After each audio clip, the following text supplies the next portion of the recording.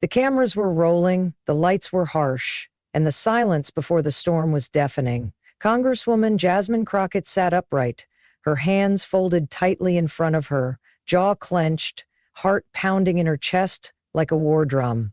She'd been through heated debates before. She had faced partisan attacks, dog whistles, and condescension too many times to count.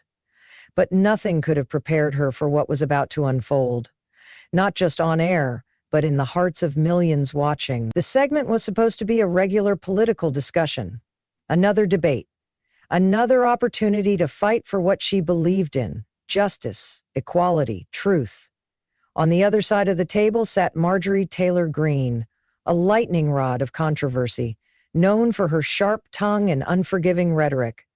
The topic was race, representation, and justice, a powder keg in itself.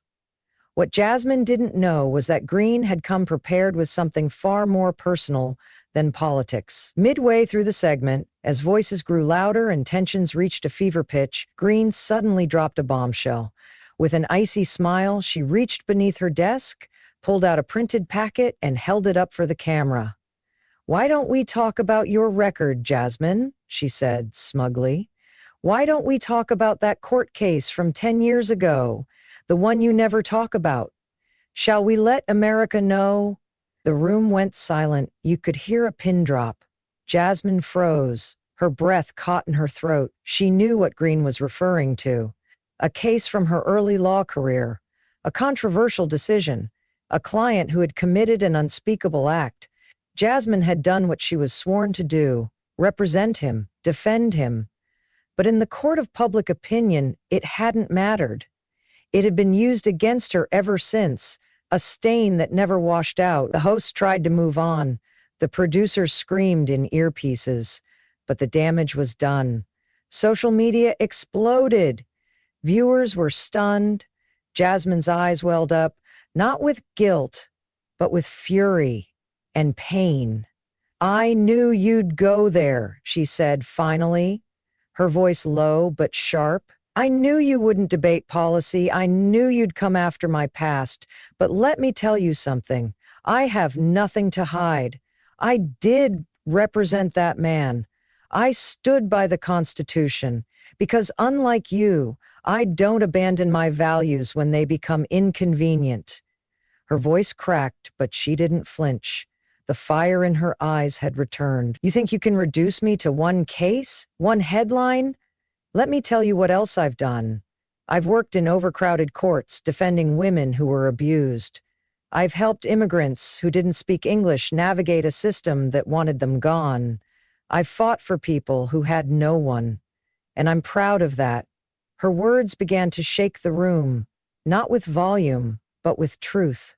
"I don't break down when I'm challenged. I rise, because I know who I am. I know where I came from. I was raised by a single mother in a broken system.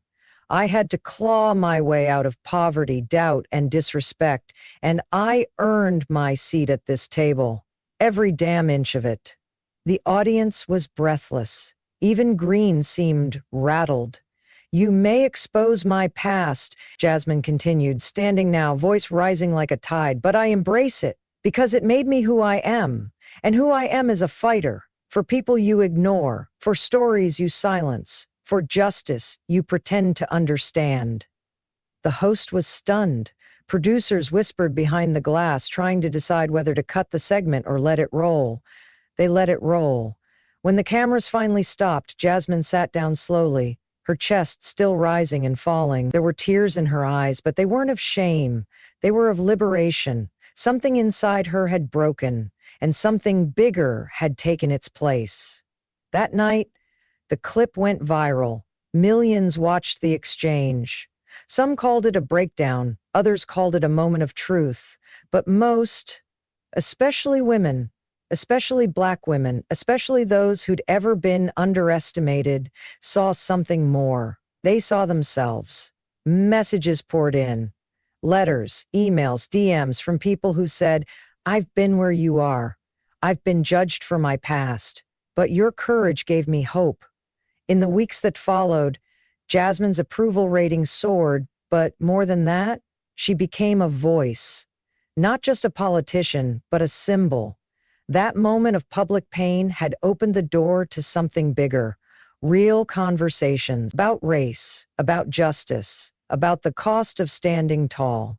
And Marjorie Taylor Greene, she never brought up that file again. The takeaway: the truth will shake you. It will test you. But if you own it, if you stand in the fire instead of running from it, the flames will forge you, not destroy you. So the next time someone tries to expose you, remember this. Let them. And then show them what strength really looks like.